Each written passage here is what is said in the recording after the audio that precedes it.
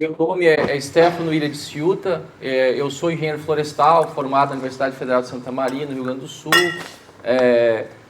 Atuo aqui no Nordeste, mais especificamente no estado do Ceará, desde 2009. E eu vim para cá, para o Nordeste, por causa dessa agenda, curiosamente, né? E aí a gente vai trilhando a atividade profissional em diversos segmentos. Mas o Sabiá foi o elo motivador de eu ter vindo para cá e decidido me estabelecer aqui no Nordeste, especificamente no Ceará. Na ocasião, em 2009, e ontem foi apresentado aqui pelo colega lá de Viçosa, eu fui chamado para fazer um trabalho e algumas análises de projetos de investimento, basicamente os Pronafs Florestas que tinham sido financiados lá na Serra da Ibiapaba. E aí naquela época, quando eu cheguei aqui, né, não conhecia nada e tal, e fiquei bastante surpreso por o que era, né, o Sabiá e tudo aquilo que estava envolvido, né. E desde então, e isso ainda ocorre, né, eu tenho conversado, a gente conversa com muitas pessoas, né, mas basicamente fora na Amazônia, o paricá, que é um parente do guapuru da Mata Atlântica, o sabiá é a espécie florestal a espécie florestal nativa mais plantada no Brasil. Né? A gente vai aqui mostrar uns números aqui, um apanhado, que é uma coisa que é nossa, né, na nossa realidade, mas os números aqui com certeza eles são maiores, mas são os números da nossa vivência. Então nós temos uma espécie florestal que não é as tradicionais, né, pinos, eucalipto e outras, é acácia, né, lá no sul também, araucária, e que tem uma importância econômica e que não tem um olhar. Né? Eu acho que esse é o grande desafio e que, independente da academia, independente dos técnicos, isso também é outra coisa importante, os agricultores vêm fazendo isso há muito e muito tempo.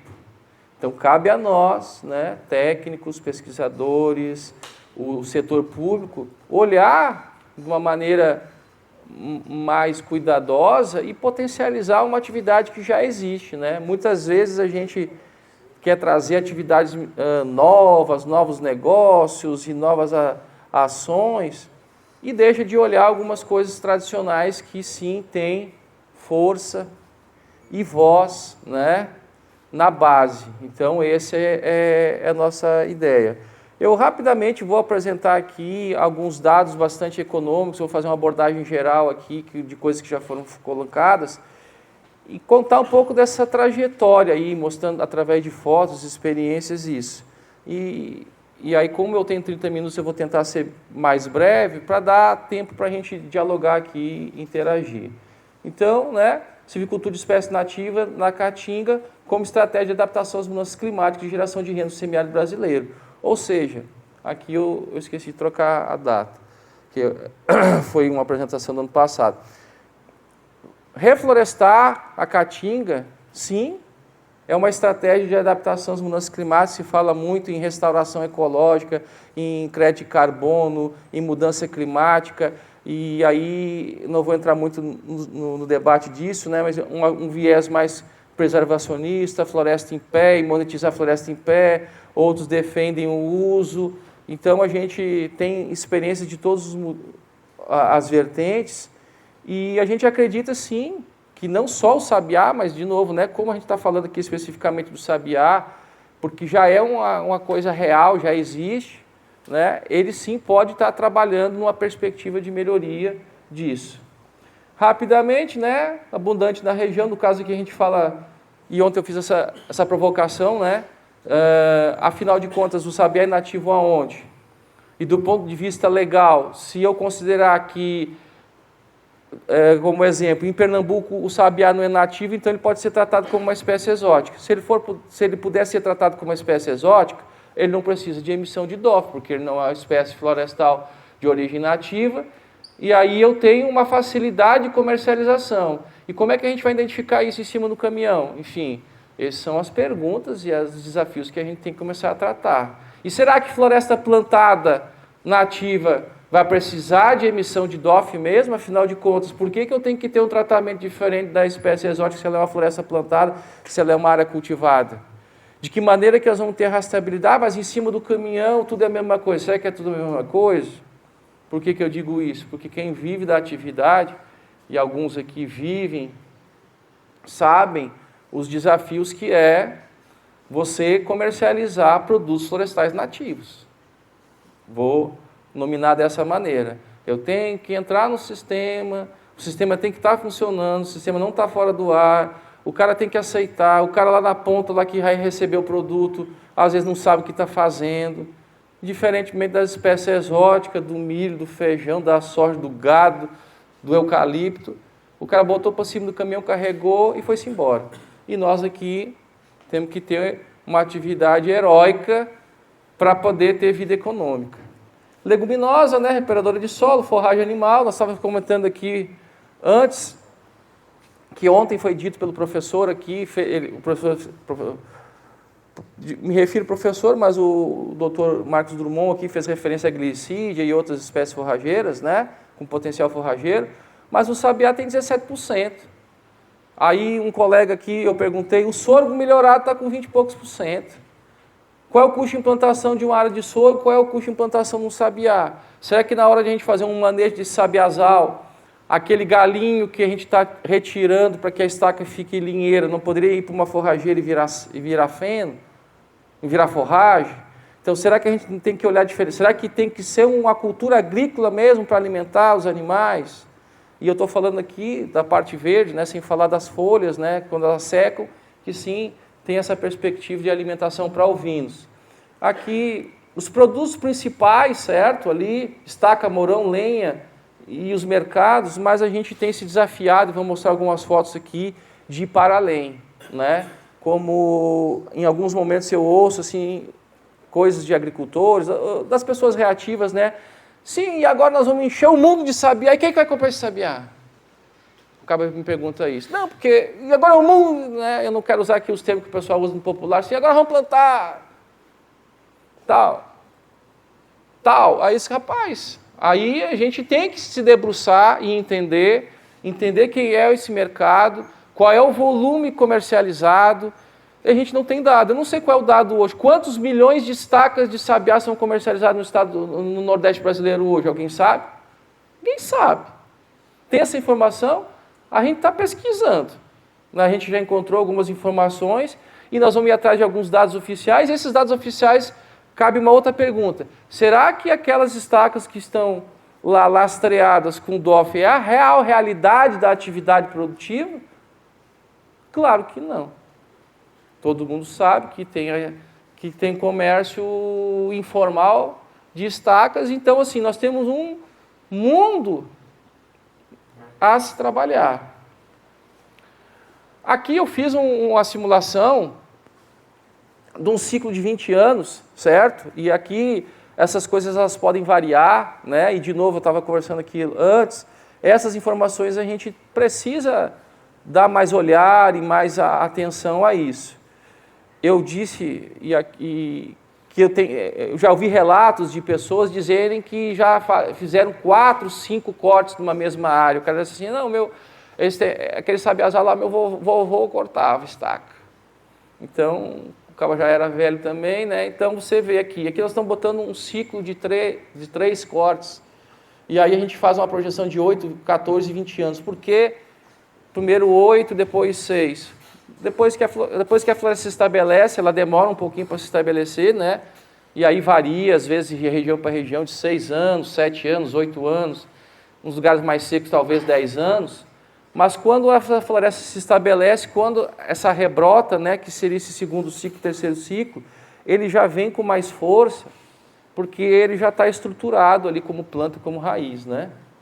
Aqui, sobre espaçamento, dado técnico, a gente tem discutido vários espaçamentos.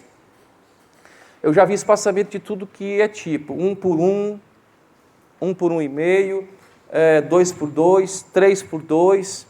Mais recentemente a gente tem feito 2 por 1,5, 2,5 por 1. E a gente não sabe dizer efetivamente qual é o melhor espaçamento, qual é o espaçamento recomendado. A gente tem, né, e aqui depois o nosso colega aí, Matias, pode também emitir a sua opinião, a gente tem alguns indicativos, né, de espaçamentos, e isso tem a ver com tratos silviculturais. Se eu abrir espaçamento, ele esgalha, como diz o matuto, então eu vou ter mais poda, porque eu não quero árvore galhada, eu quero árvore linheira. Se eu adensar demais, ele vai concorrer por espaço e luz e ele vai ficar reto, né? Ele vai estirar, como diz no popular, mas dependendo do sítio, como disse o colega ontem lá, né? Dependendo do solo, o solo não suporta isso, então ele vai ter muita estaca fina. E aí qual é a adubação que a gente vai fazer? Ontem foi comentado um pouco sobre a adubação de viveiro.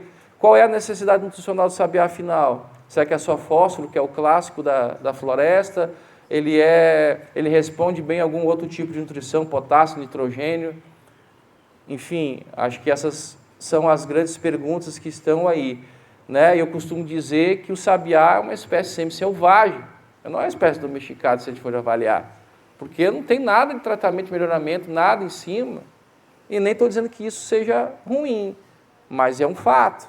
Então, a gente está ainda tateando em muitas coisas, e mesmo assim existe economia. E mesmo assim estão aí os números, e mesmo assim o banco financia, e vamos em frente. Então, aqui, rapidamente, eu coloquei hoje, dados de hoje, num espaçamento de 2 por 1,5, dá 3.300 plantas, 3 estacas numa planta. Por quê? E aí vem uma outra coisa. Quando a gente planta sabiá, e aí tem 2 maneiras de se plantar, né? Parece meio chovendo molhado, mas assim, tem regiões que os caras plantam de semente, semeadura direta, e outras regiões que o pessoal planta de mudas. Aonde se planta de semeadura direta? Na região de pé de serra, na região mais tradicional desse manejo tradicional de sabiá, o plantio ainda é de semente. Geralmente, como se planta milho e feijão. O cara pega lá a enxada, dá só um rasguinho, como eles dizem, né? É que nem plantar gergelim, dá um rasguinho, jogou a semente ali entre o milho e o feijão e o sabiá vem. E é no meio da pedra. Nós vamos ver aqui, acho que umas fotos depois disso. E em outras áreas, que a ocorrência não é tão abundante é diferente, o pessoal já planta de muda. E quando a gente planta de muda, né, a muda que sai do viveiro, seja de saquinho ou de tubete, ela sai só uma haste. E quando a gente implementa ela, implanta, começa a ver a diversidade, começa a performar a genética da planta. Então, eu sempre, hoje, assim, pela experiência visual, nunca fiz essa contagem, mas o que a gente diz? Que uns 10, 20% vai sair uma única haste, e aí uns 40, 50% ela sai 2 hastes, e o outro restante sai 3, 4 hastes. E aí vem a discussão técnica. Como manejar isso? Deixa essas hastes tudo para ter estaca, seleciona, deixa só uma, deixa outra, enfim. Isso são os debates que a gente tem vivido lá. Só para falar de números, né? Então, a gente convenciona que numa planta a gente vai ter 3 estacas. Vai sair a primeira, a segunda, e vamos contar que vai ter 2 galhos, né? 2 hastes, vai sair uma terceira aqui, ou quarta. Então, dentro desse percentual que vai ter áreas que vai ser só uma, vai sair 1, 2, e a outra que vai sair 3, 4, a gente fez uma média aqui de colocar que cada planta tem o potencial de dar 3 estacas, e aqui eu estou falando só de estaca para não falar de mourão, porque se a gente fosse falar de um outro produto que é o mourão, né, geralmente a primeira planta que sai da base, né, essa que sai do solo, subindo é a mais grossa, então potencialmente ela é um mourão, e a gente também faz um cálculo estimado de que 20% dessa produção é de mourão, mas isso aí vai variar muito, né? Isso vai variar solo, chuva e tudo mais. Mas para efeito de cálculo e de dimensionamento, de análise de investimento, para análise de projeto de crédito, geralmente eu só trabalho como estaca. Hoje, e aqui é um número que vai variar, mas é um número médio, tem gente, ontem foi dito aqui, né, 6, 8 reais, vai depender muito do tipo da estaca e da região. Mas hoje uma estaca no mato, em média, 5 reais. Pode ser um pouco mais barato, tem alguns lugares um pouco mais barato, tem lugar um pouco mais caro, depende muito. Estou falando faturamento de 50 mil reais. Aí vamos pensar o seguinte, o cara plantou o primeiro ano, milho, feijão e sabiá, o milho e feijão pagou a despesa do sabiá. Ficou o quê? Ficou o sabiá. Deu uma cuidadinha no segundo ano ali e tal, dependendo da maneira como ele plantou, se ele preparou bem a área, ele fez um investimento de preparação de terra, ou se não, ele pegou e só, como diz no popular, brocou e deixou o toco, aí ele vem dar um rosto no toco, no segundo ano fecha, e aí nós temos um debate junto com um órgão ambiental que muitas vezes os agricultores, esse toco ele deixa, e aí ele vai rebrotar, e quando a gente vai olhar o plantio, ele já não é um plantio puro, não é um plantio artificial, ele é um plantio que já é misto, que é biodiverso, e aí que fica a reflexão, será que vale a gente ter um bando de soldadinho de chumbo aqui, os alemãozinhos perfilhados aqui, só o sabiá, ou será que vale a pena ter um plantio comercial que tenha um grau de biodiversidade? Pensando numa lógica de sustentabilidade. Será que realmente, só por ser um plantio comercial, ele tem que ser um sabiá puro? Claro que a gente tem que ter a noção de que isso foi feito de uma maneira antrópica, né? Ou seja, foi artificialmente feito pela mão humana. Mas no manejo, no decorrer disso, e muitos que estão aqui sabem disso, né? Quando eu estou no 5º ano, no 6º ano, daqui a pouco eu estou entrando dentro de um sabiazal, o cara fica assim, rapaz, mas isso aqui não é só sabiá, aqui tem marmeleira, aqui tem mufumbo e tal. E aí vai depender muito do histórico da área, do histórico de manejo do cara, para ele fazer ou não fazer. E aí eu poderia dizer de uma maneira equivocada, mas vou dizer, então talvez eu poderia dizer que tem os mais caprichosos e os menos caprichosos. Né? O mais caprichoso é aquele que só quer ver o sabiá lá limpo. Vamos dizer que o menos caprichoso é, não, deixa aí que ele vai crescer e tal.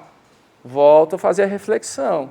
Será que hoje, num debate cada vez mais forte sobre biodiversidade, sobre mudança climática, né? E aí que eu estou olhando para ele está olhando para mim, eu estou olhando para ele aqui, como é o nome do senhor?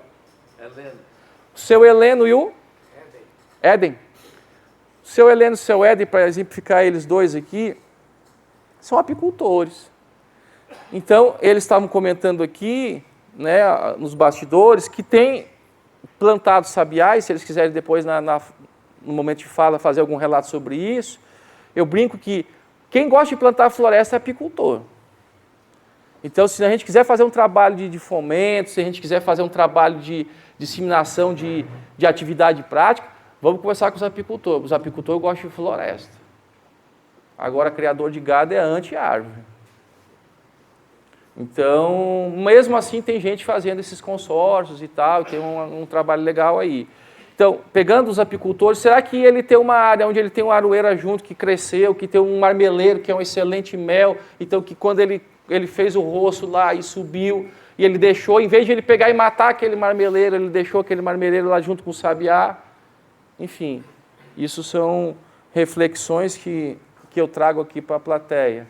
E aí eu vou avançar aqui, né? Eu botei ele a 20% de mourão, a R$10 no mourão.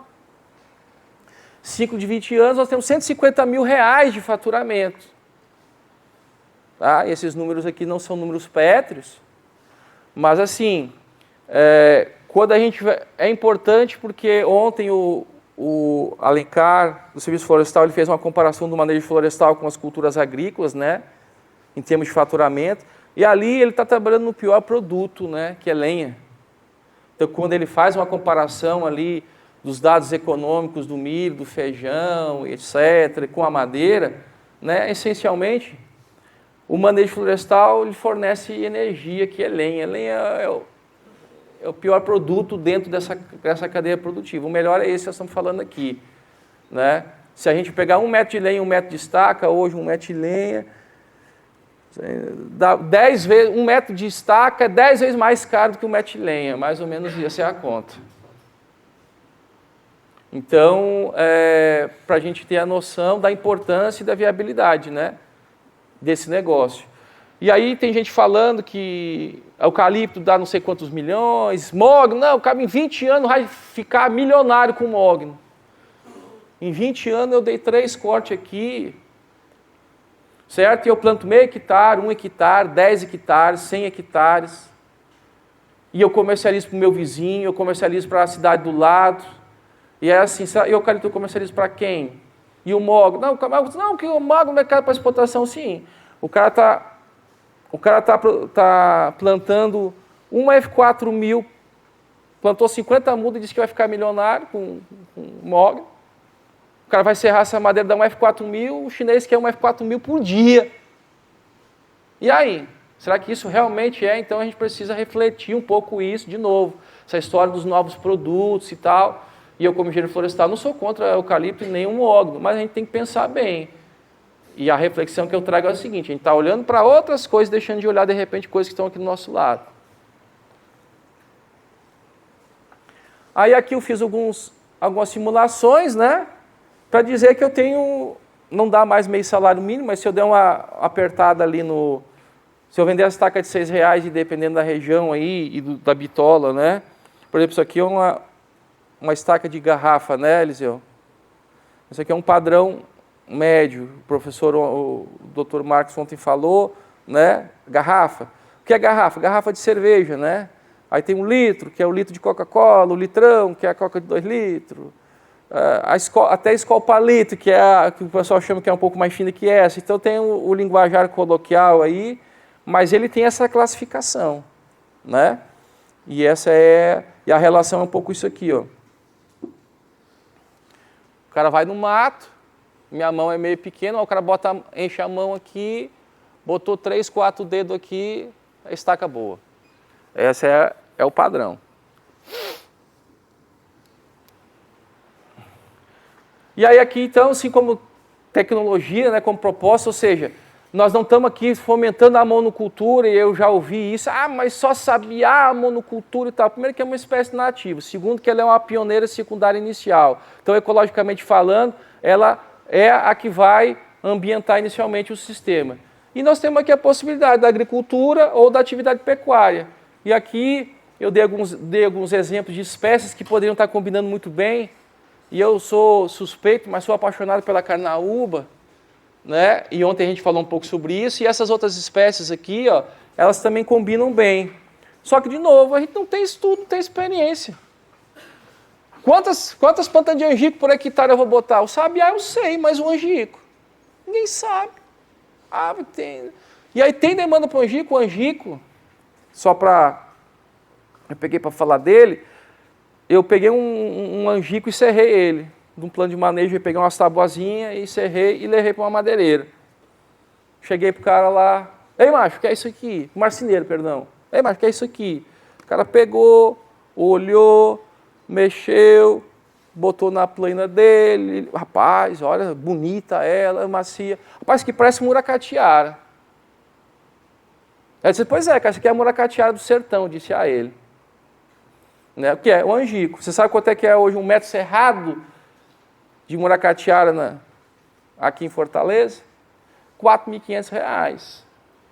E aí nós estamos discutindo, de novo, serve como reflexão, o mercado de lenha e plano de manejo florestal. Eu acho que nós precisamos revisar um pouco, né? E é uma agenda que tem 30 anos de energéticos florestais, e a gente deixou de olhar para uma agenda que é essa ali. O cumaru é a cerejeira. O ipê não precisa falar. Mas tem pouca produtividade e tal. Bom, mas 1 metro cúbico é quase uma carrada de estaca dentro de um plano de manejo. Aí alguém vai me dizer, mas não tem. Tem. Tem canto aí, vocês que são no Canindé, tem um assentamento lá que tem um plano de manejo lá, que é crivado de angico. Na região da Serra lá, os meninos lá, a Angelim Amargoso, enfim. Então tem esse potencial. O que a gente fez até agora? Nós nunca serramos para saber. Não tem uma serraria móvel aí, não tem um dado técnico, nem tecnologia da madeira. E aí eu vou dar um dado para vocês. O sabiá é a maçaranduba do sertão. Não, porque a maçaranduba é resistente, não sei o quê. A densidade do sabiá é a mesma ou maior do que a maçaranduba. E aí outra experiência também que eu fiz, eu peguei um sabiá e serrei, deixei esquadrejado, entreguei na mão do cara. Ei, mas o que é isso aqui? O cara pegou, balançou, sacudiu, rapaz, pesado, né? E arrudear, e olhar, rapaz, parece uma maçaranduba isso aqui. Pois é, essa é a maçaranduba do sertão. Então, De novo, desconhecimento. E aí, como é que está meu tempo aí só para... Eu quero encerrar. Vamos lá. Aí aqui... o que eu tinha falado, né? Semeadura direta, plantio de mudas dependendo do caso, uso de bagana e outros produtos como cobertura, quebra de dormência, foi dito ontem um pouco sobre isso, né? Sobre a questão de dormência. Aqui eu não vou entrar muito em detalhes e tal. Ontem foi falado um pouco sobre essa questão das mudas, das dificuldades e tal. Eu, de novo, aqui vou fazer alusão ao Matias, ele pode falar um pouco isso, né, sobre a questão da qualidade da semente e tal, que eu acho que ele já conseguiu, vamos dizer assim, dominar um protocolo de produção de mudas e consegue dar escalabilidade e qualidade. Então, ele já superou bastante algumas questões que estão acontecendo aí. E aí, quando a gente fala, né, e aí que foi dito de desmate, né, um plano de manejo de desmatar. Então, se eu fizer um plantio sequencial, todo ano eu planto meio hectare, 1 hectare, 10 hectares, 5 hectares, isso é outra coisa que é importante, né, nós aqui como engenheiros florestais, é de que não adianta o cara querer, não, eu quero plantar 100 hectares e tal. Beleza, o cara vai lá, numa propriedade de 300 hectares, ele planta 100. Espera 7, 8 anos para cortar, aí corta, aí de novo, rapaz, e agora? Agora tem que esperar de novo mais 6 anos para vir aquilo lá. Então, o desafio é de você fazer um planejamento de propriedade e todo ano plantar um pouco. Seja 1 hectare, 5, 10, 20, não importa. Porque daí você entra dentro desse ciclo aqui, e aqui nós estamos falando de 8 anos, e aí uma vez que você começou a cortar e cortou, não para mais, e aí você vira um silvicultor. Você não fica... E aí as pessoas vão lhe procurar. Então, de novo, né? É um pouco planejamento. 8 anos demora, é 2 eleições, né, Tarcísio? 8 anos é 2 eleições, é bem ligeirinho. Dá ainda para ficar no mesmo mandato ainda. E aqui uma provocação, e que alguns municípios, e eu vou citar aqui Viçosa, vai se desafiar de trazer essa gestão florestal para o município, né? Em cima das bases legais, servidor e tal e tudo mais. E assim, eu estou aqui falando como técnico, consultor, mas também sou proprietário, tenho um plano de manejo. E o desafio é esse comando e controle, que essa coisa flua. E a dificuldade de um cara lá da Copiara, 350, quase 400 quilômetros, fazer um licenciamento aqui em Fortaleza, né? Onde o técnico tem que ir lá, 400 quilômetros, tem que entrar na agenda dele, na rota de vistoria, na rota de visita, tem que ver se tem uns processos para ir para lá e tal, e aí essas coisas vão acontecendo. Então, assim, nós temos que aqui, sem fazer alusão e críticas, né, acho que procurar algumas soluções. A descentralização municipal, ela teve aí, está muito em voga aqui no estado do Ceará agora por algumas distorções, mas o conceito da descentralização ainda eu acho que é o caminho, porque não dá para ter esse comando e controle centralizado. O comando e controle centralizado, na minha opinião, só faz ter alguns poucos projetos e uma informalidade cada vez mais forte, porque a vida é a vida real. O cara lá chega lá, quer comprar uma estaca para reformar uma cerca, aí o cara quer comprar 500 estacas, não consegue, porque não tem quem compre, não tem quem venda estaca legalizada, né? E a gente tem sofrido bastante isso, né? Eu comentei aqui, como é que é o comércio de estaca? O comércio de estaca é de boca a boca. O cara pega e me manda uma mensagem no WhatsApp aqui, diz assim, rapaz, o Zezinho do paisagismo disse que tu tem estaca, tu vende estaca? Eu nem sei quem é o Zezinho do paisagismo, rapaz, vende, tem. Onde é? É aqui no município de Russas. Quanto que eu quero? Eu quero 300 estacas. Aí eu estou aqui no Trairi, por exemplo, eu tenho um plano de manejo, e eu não consigo entregar para ele lá. Porque a minha estaca vai folhada a ouro com o meu brinco, né? Por quê? Porque é logística, o custo de transporte, e daqui a pouco tem alguém lá, legalizado, que poderia estar fornecendo, mas assim, é uma informação que fica de boca a boca, é o cabo que liga, o outro fulano que disse e tal. O cara lá da construtora disse que tu vende estaca, não se quer vender. Então, nós precisamos, de novo, dar visibilidade, trazer luz para essa atividade. Porque acaba acontecendo o quê? Aquele cara lá que queria comprar 300 estacas, ele não vai deixar de comprar. Ele vai comprar de quem? Da informalidade. Ele até foi atrás do cara que tinha, mas aí vem a questão econômica. Vantagens, né? Então, perenizar a agricultura, diminuição de áreas de desmatamento, porque você começa a consolidar, diminui a questão das queimadas, aumenta a cobertura florestal, melhoria climática e tal. Vantagens sociais, né? Então, é uma atividade que cabe todo mundo. Isso é outra coisa que é importante, né? Tem o pessoal aqui que é da Serra, diz, não, rapaz, tomate dá dinheiro, dá, mas nós precisamos investir 200 mil para faturar 1 milhão. Quem é que tem 200 mil para faturar 1 milhão? Ah, mas dá dinheiro? Dá, mas dinheiro chama dinheiro, como diz no popular. Sabiá, se o cara quiser comprar a muda, ele compra a muda, se ele quiser produzir as mudas, ele produz, se ele quiser plantar de semente, ele planta, se ele quiser plantar 1 hectare, ele planta, se ele quiser plantar 10 hectares, ele planta, cabe para todo mundo. Então, como estratégia de desenvolvimento regional, e aqui parece até que eu sou chapa branca, né? Mas cabe para todo mundo. É um comércio que roda tanto na região onde o cara está estabelecido, como nessa questão regional, e aí estou falando de Nordeste, não só Nordeste, como eu citei ontem, e reforço, né? Várias vezes os caras já do Espírito Santo já me ligaram, rapaz, tu tem estaca de sabiá para entregar para nós aqui, para Pimenta e tal. E assim, é carga e carga. E aí, quais são os gargalos? Não tem produto. Questão de frete, às vezes, é um problema, né? Mas tem demanda. Estou falando do Espírito Santo, para não falar do Pará, que também tem. E para falar de um único produto, que no caso é a pimenta, mas que teriam outros, né? A diversificação da produção, redução, vou avançar. Aqui eu fiz só uma simulação de Pronaf, de FNE Verde. Então, pensando, o que é 3 milhões de reais em operação? 3 milhões de reais é um financiamento de um cliente só. A gente poderia estar beneficiando 100 agricultores familiares, 10 produtores beneficiados, 300 hectares de área florestada, 3 milhões de estaca no prazo de 8 anos.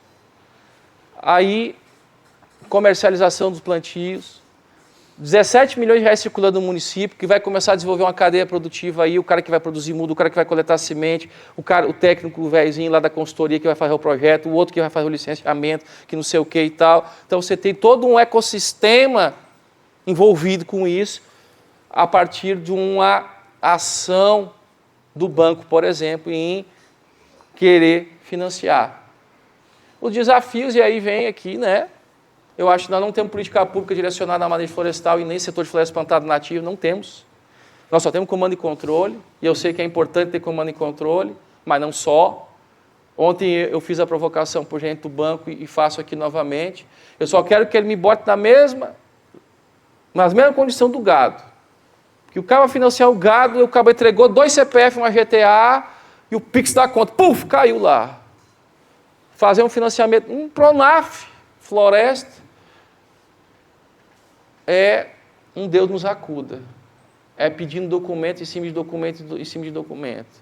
E o pior, mudando regra do jogo. Não, agora porque a tua propriedade tem 1% que está na APA. Tu tem que pedir uma anuência da APA. E assim aconteceu. Não, porque a tua propriedade não tem a licença não sei do que lá. Aí então, não dá, pessoal. Aí o cara tem que ser herói, o cara tem que lutar contra o sistema, e não é todo mundo que quer fazer isso. E quem planta sabiá hoje luta contra o sistema, sinceramente. E eu muitas vezes reflito e digo assim, rapaz, é mais fácil nós pegar e desmatar e plantar exótica mesmo, que não tem problema, e vamos nós. Mas como a gente tem um lado filosófico da coisa, e acredita, né, além da filosofia, nós estamos falando aqui de coisas reais, de tecnologia, de informação técnica, né? Por mais carência de informação científica que a gente tem, ainda essas informações elas vêm se consolidando, vêm se formando, mas ainda carece. Incentivo e inovação de uso de florestas nativas versus exóticas. Hoje, quem sabe aqui no estado do Ceará, né, eu tenho aqui, deixa eu ver, tem uns sulistas aqui, mas eucalipto para nós lá no sul é para regar o pão rural, cara. Aqui no Ceará é resort.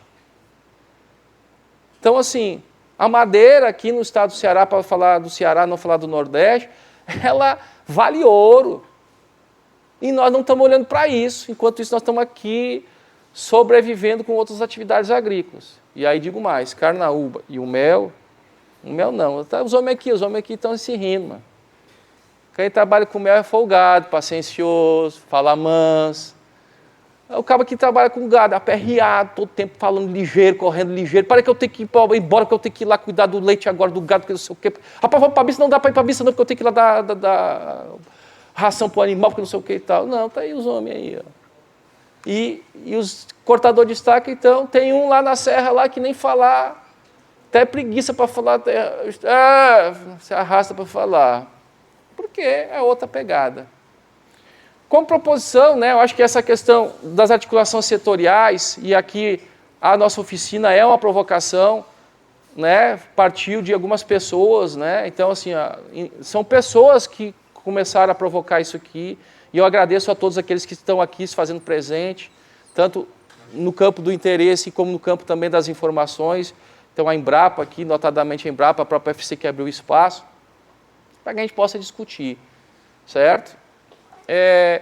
Inovação, enfim, estudos setoriais.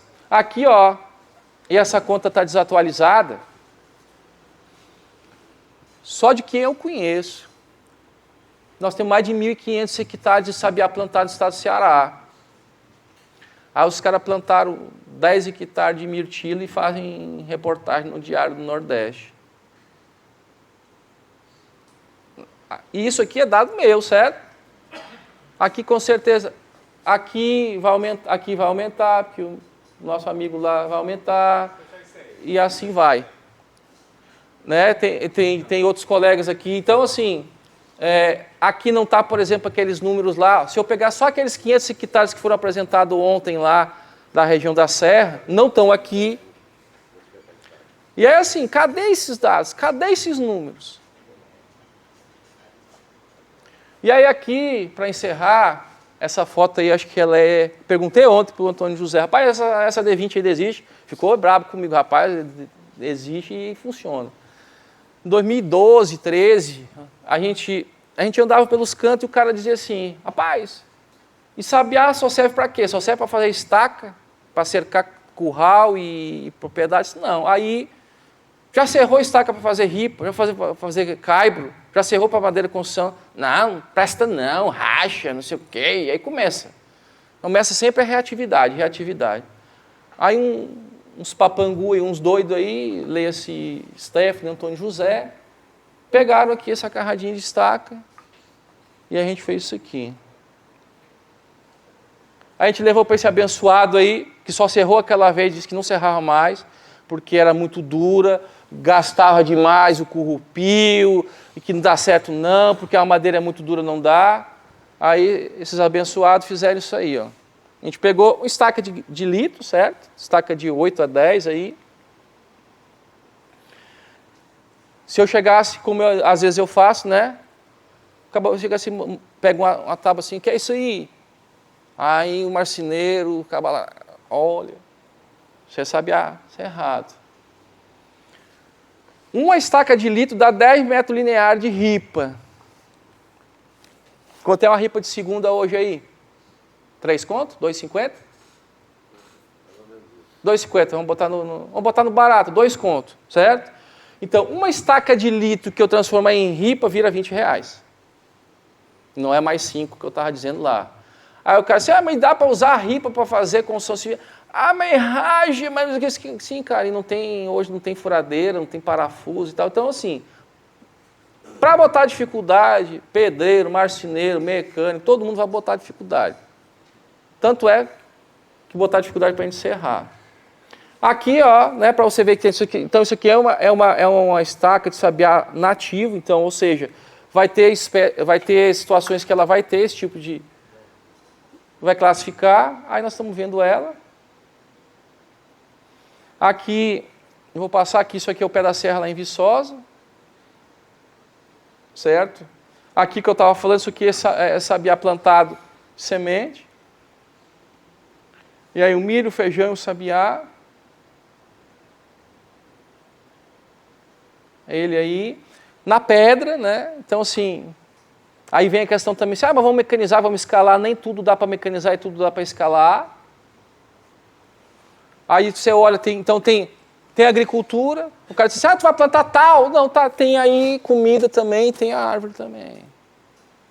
Aqui no Trairi, arenosa, milho, feijão e sabiá, aqui não, milho e sabiá. Os apicultores aqui, ó, sabiá com 1 ano já flora. Então o negócio é violento. Aí ele florado. Certo? Milho, sabiá, e na região de Coqueiro, litoral. É o seu Vitor apicultor. Já está mais alto que ele. Não quer cortar o sabiá dele agora, já está no ponto de corte. Eu sou eu 10 anos mais novo. Não quer cortar o sabiá dele agora. Aí vem a briga agora com o apicultor. O cara não quer cortar. Diferente da turma que quer detonar, ele não quer cortar. Se rapaz, corte, vai rebrotar, vai ter. Vou encerrando. Aqui, ó, sabiá descascado. Aí, porta-copo de sabiá. Olha só, design.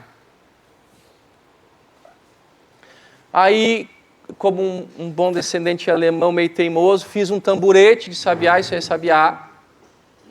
Quase que eu trouxe hoje, mas eu estou com dificuldade de carro. Tamburetezinho de sabiá. E aqui eu apelidei de lenha gourmet.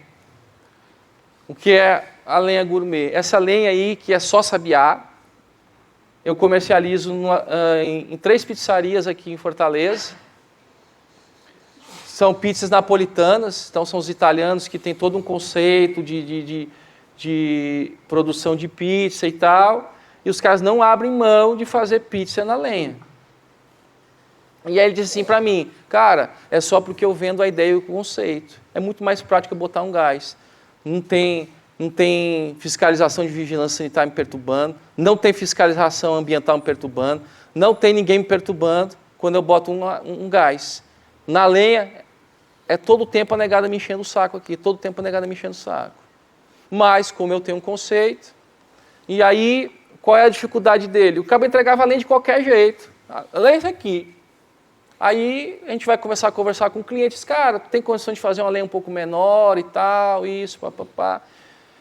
Resumo, a gente pegou e corta ela de 50 a 70, só tem ela classificada como sabiá, então você tem um padrão, porque o sabiá, porque é a ponteira das estacas, certo? Então, aproveitamento. E, em poucas palavras, hoje, essa galhada, essa ponteira, a gente vende a preço de estaca. Então, a gente conseguiu agregar valor aí numa coisa que não tem uso, vamos dizer assim.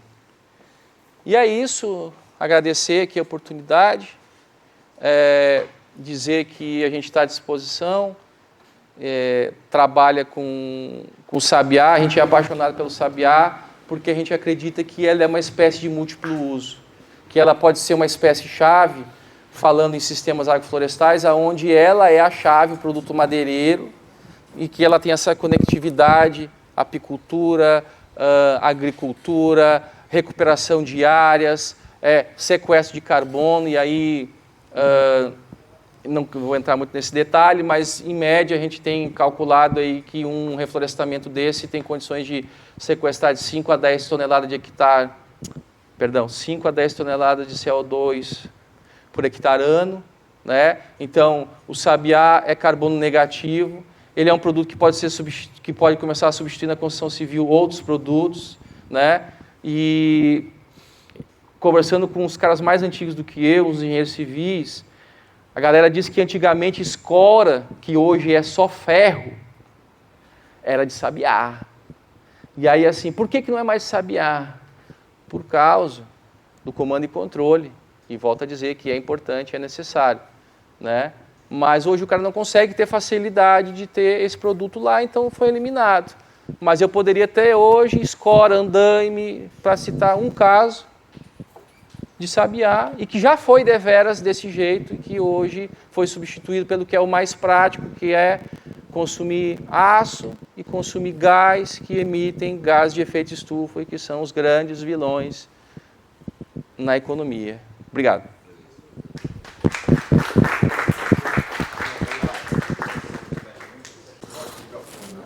tarde, Marcos Drummond, da Embrapa Semiárido.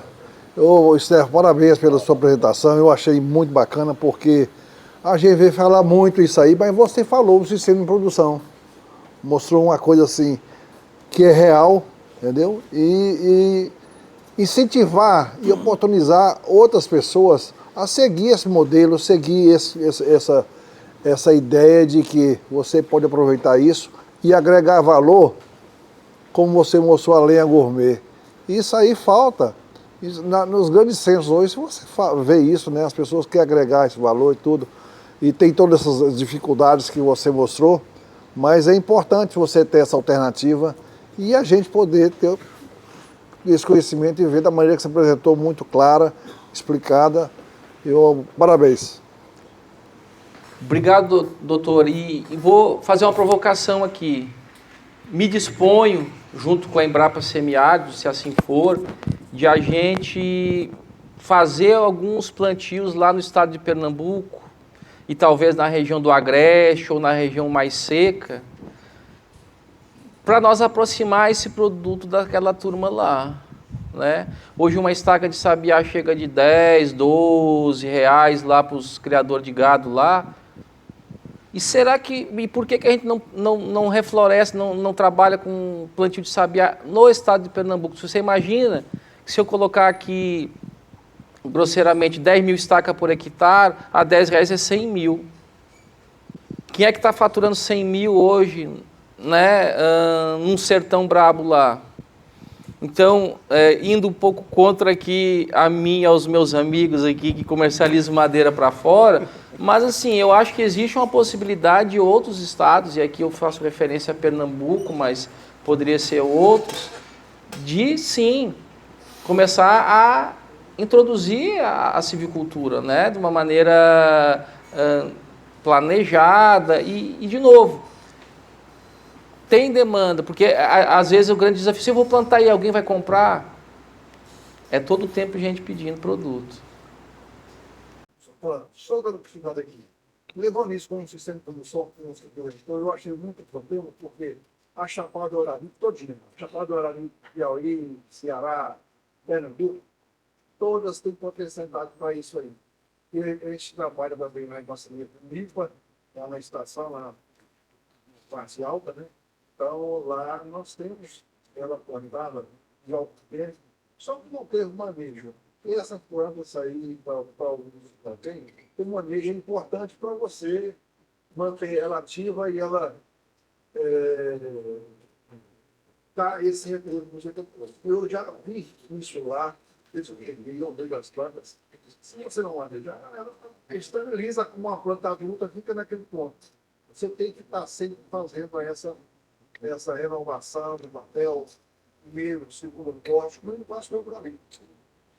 Eu acho que é muito oportuno e na primeira oportunidade eu vou colocar para o pessoal do IPA, tem uma estação lá muito importante e ajuda a acessibilidade. Perfeito, eu me coloco à disposição naquilo que tiver a meu alcance para a gente poder fazer alguma coisa objetiva. Eu citei o Agreste, o Sertão, porque são áreas que realmente são áreas que demandam desse produto, né? E assim, do pouco que eu tenho rodado lá, há uns 2 anos atrás, aí, o desmatamento está pesado lá, né? Então, seria uma alternativa de reflorestar com viés também econômico e tudo mais, né? Tenho conversado com algumas pessoas a respeito disso. Na Chapada, o senhor comentou, acho que Chapada é tranquilo, lá é mais de uma decisão política no sentido de as pessoas quererem plantar, né? No Agreste, acredito que dá certo, mas teria que fazer o teste no Sertão também, né? Para ver isso. Mas de a gente disseminar isso, porque a cadeia logística é uma coisa que, né? Tem um colega aqui, o Enzo, fala muito disso, né? Tudo é logística. Então, assim, muitas vezes a gente não está conseguindo chegar por essa questão de deslocamento, né? Hoje existe uma economia que ocorre aí, destaca, que é o cara vindo desses estados com um produto e descendo com estaca. É uma economia que funciona, mas que está começando a ter alguns problemas. Então, daqui a pouco a gente tem que pensar em levar esses produtos mais próximos a esses centros consumidores. Não, em relação assim, eu tenho propriedade. Eu fiz um plantio de 60 hectares de sabiá. fiz empréstimo do banco, no meu caso já estou terminando de pagar, aí eu penso em aumentar para 100 hectares, mais 40. Como é que eu faço para comprovar no banco que eu valorizei essa propriedade, que esse investimento? Porque normalmente quando a gente leva uma escritura lá, eles colocam o valor da propriedade lá embaixo, você tem que arrumar dinheiro fora, tem que ter outras garantias, que não tem nada a ver com propriedade, para poder ver se consegue aumentar. Se eu entendi a sua pergunta, na verdade, e isso é uma outra coisa interessante, é a questão da avaliação do imóvel, né? Então,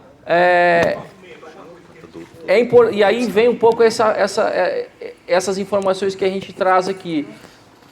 Ter 60 hectares de sabiá plantado é quanto em dinheiro hoje? Que é isso que você está falando, né? Para fazer uma avaliação do teu imóvel. Então, assim, o seu imóvel terra nua vale R$2.000 o hectare, mas o meu imóvel com 60 hectares de sabiá plantado vale R$2.000 o hectare, mais, vamos fazer uma conta aqui, 60 vezes 60, 3.600.000, é 60 mil vezes 60? É isso? Então, tem 3.600.000 reais em ativo, que é essa floresta plantada lá. Então, e aí ontem aqui o gerente do banco falou um pouco sobre essa questão que eles estão fazendo algumas análises diferentes e tal. Qual é o gargalo? O fiscal do banco não sabe disso. O técnico lá, o que eles chamam lá o ATR, o agrônomo lá que atesta tecnicamente, não sabe disso, né? E aqui tem o Matias aqui que sabe, né, que foram os técnicos do banco lá olhar lá, parece assim, que eles viram a última maravilha do mundo e ele tem um projeto excelente lá e é de a gente se inspirar, mas assim, parece que os caras descobriram o mundo agora numa atividade que é secular, que é o plantio de sabiá. E aí essa questão de avaliação de imóvel, Estácio, esse debate é importante, de nós ter planilha, de a gente ter essa informação técnica consolidada, de a gente ter informação publicizada, né? E o pessoal da Embrapa bate muito nisso. Então, assim, de nós trazer dado técnico e econômico publicizado para o cara chegar e dizer assim, não, aqui tem um dado de referência que serve para mim poder avaliar a sua propriedade. Então, esse é o nosso desafio.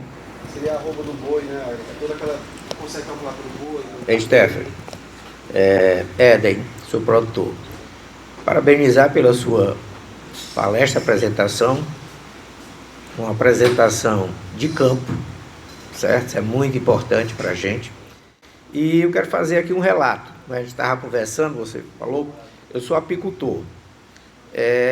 A minha área, eu já plantei, no primeiro plantio, eu comprei ao Matias, comprei 10 mil mudas de sabiá.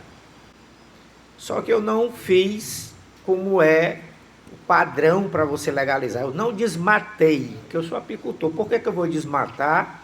Eu vou arrancar lá minha aroeira, angico, certo? Bamburral, marmeleiro. Eu plantei, eu fiz um raleamento, plantei as mudas de sabiá dentro dessa área. E eu tive a grata notícia, conversando contigo, que possivelmente eu nunca vou legalizar isso aí, que a Semas não aceita, certo? Quer dizer, eu tinha que desmatar para poder plantar. Isso é ilógico, para a gente que é apicultor. Esse ano eu já plantei mais 500 mudas de aroeira e angico, está lá plantado dentro da minha área. Então, a minha intenção não é a madeira do angico, da aroeira, é a flor, porque o mel da aroeira é diferenciado, certo? Então essa é a questão. Quando é que a gente vai ter uma reciclagem nessas normativas, que a pessoa chega lá e vai dizer, isso aqui não pode legalizar por isso, por isso, por isso.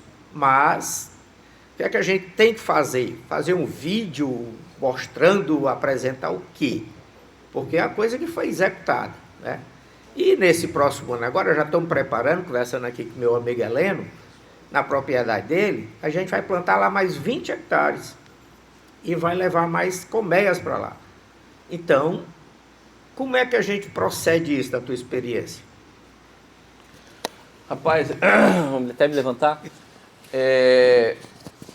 Assim, eu acho que é um desafio, certo? A gente precisa debater. Ontem a gente conversou um pouco sobre isso, né? Eu, na minha trajetória de 20 anos de carreira aí, né, já fui auditor, já fui de certificação e tudo mais, então a gente precisa criar alguma estratégia de registro para que isso possa ser evidenciado e para que possa ser autorizado, vamos pensar assim, o corte, né?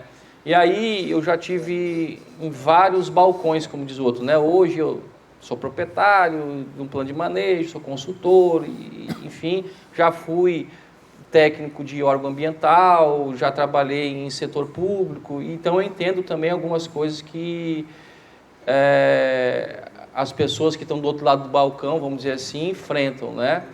O que eu poderia dizer no primeiro momento é que a gente precisa dialogar isso. Eu acho que, de novo, né, a gente precisa sair muitas vezes dos bancos escolares ou dos nossos birôs aqui, como você falou, né? Fiz uma apresentação de campo, né? Usar as suas palavras. Porque quando a gente vai lá, na realidade, a gente começa a ter um olhar diferente. Porque quando eu falo da evidência, para o técnico que vai validar ou para quem vai lhe orientar, ele tem que ter alguma segurança, porque assim tem outros atores, né, aqui em cima que vão pressionar ele, por exemplo, de novo, né?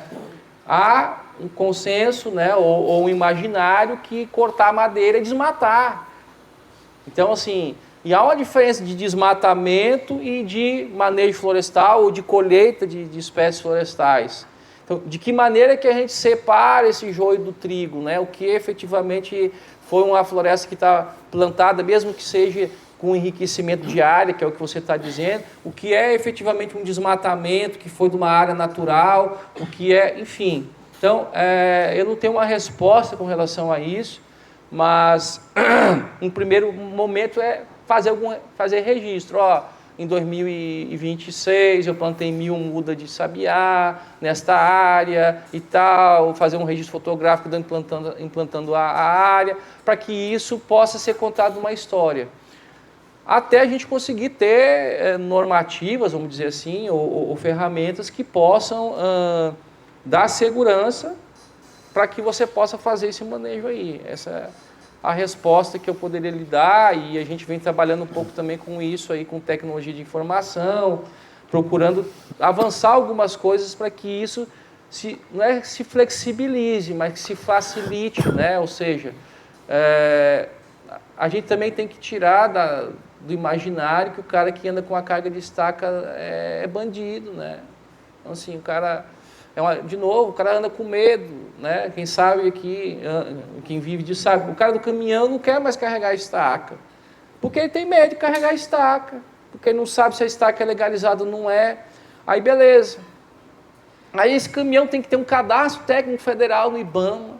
Aí tu imagina, um freteiro autônomo, o cara lá com a instrução bem curtinha, né, grau de informação, aí o cara tem que entrar no sistema para cadastrar o caminhão dele, para ele poder carregar umas estacas. Não, mano, quero lá saber disso, não, vou carregar coco, vou carregar ração, vou carregar sal, vou lá me preocupar em carregar estaca, uma desgraça isso aí, Deus me livre. Então, assim, tudo isso a gente enfrenta. Stefano, a gente agradece aí a sua apresentação, tá? Parabeniza aí também a todos, né?